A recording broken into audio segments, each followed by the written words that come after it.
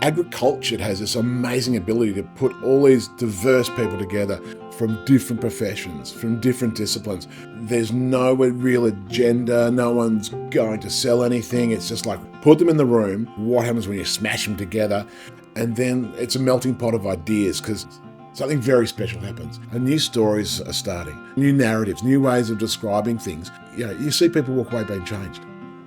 This year the theme is exploring and addressing the impacts that the Anthropocene is having on how our food is produced. And a part of innovation and a part of adaptation is the sharing of experience and ideas. It's a really critical part of it. And so as an Aboriginal person, it's really important to have those voices for our community in these spaces when we're talking about agriculture.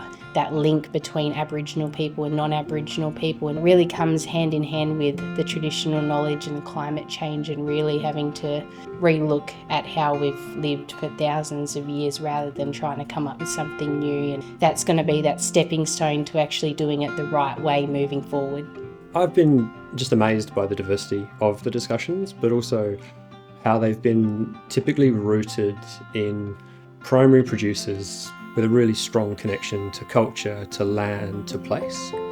For us and the work that we do in cellular agriculture, on the one hand realising how detached we are from that, but also from the conversations that we've had, realising how complementary many different ways of producing food can be when we look to the future needs of our food system. I came to agriCULTURED to speak about the idea of a gastronomic civics, which is, I suppose, a proposal prioritising and embedding the idea of good food for all in the way that we design our cities, in public policy, so that good food is not something that you need money to buy, but that there are opportunities for people to access food outside of the marketplace and to have the opportunity to be able to enjoy food in a community. So it's really about, I suppose, democratising the pleasures that sit around food. Food security is an issue in Tasmania. Regionally in Tasmania, we're the second most food insecure region in Australia. And we're working with a couple of really great organisations in Tasmania to try to have a positive impact in that space by making sure as much food as possible is rescued and redistributed into the community, and then backing that up with doing some community cooking classes and education classes so that everybody knows what to do with that food when they receive it. We're basically doing our first cooking activation as Us Harvest in Tassie. So we're collaborating with Material Institute in inviting some community guests to cook with rescued ingredients, and then feeding that food that we create back to the community and some agriCULTURED guests. We did a beautiful venison goslamé. The venison was donated to us, and some feta goslamé as well, which was grilled and barbecued, so nice and crunchy on the outside and smoky. And we made a potato gnocchi from scratch. Launceston is already a city of gastronomy. UNESCO's recognised that. And the people in this town, in this community, are willing to share. They're willing to express themselves and be proud of what they do, and they're willing and welcome to having other people come in and not only share what they have, but also listen to what's going on, to understand ideas from elsewhere. But it's all about people coming together to celebrate what's here, what people are growing, what people are making, how they're cooking it, how they're preparing it, but most importantly, how they're eating it together. There is something about what you can see as a group of people who are, in a quite deliberate kind of way, trying to think through how to do things differently.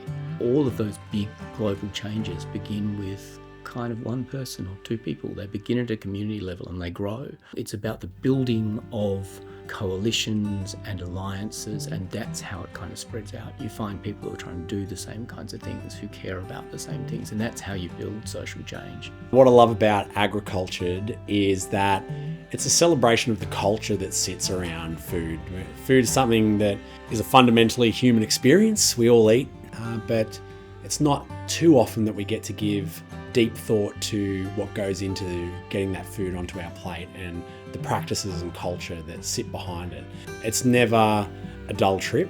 When I come to Northern Tassie, I always leave with a full belly, a full mind and a full heart. So I love that agriCULTURED is this combined celebration of eating good food, but also it's a really inspiring festival to listen to a really broad and diverse cast of people. And every time, every session that I do, every event that I attend, I always take away a deeper understanding of food culture, not just here in northern Tasmania, but more broadly as a part of our society, and go home super inspired.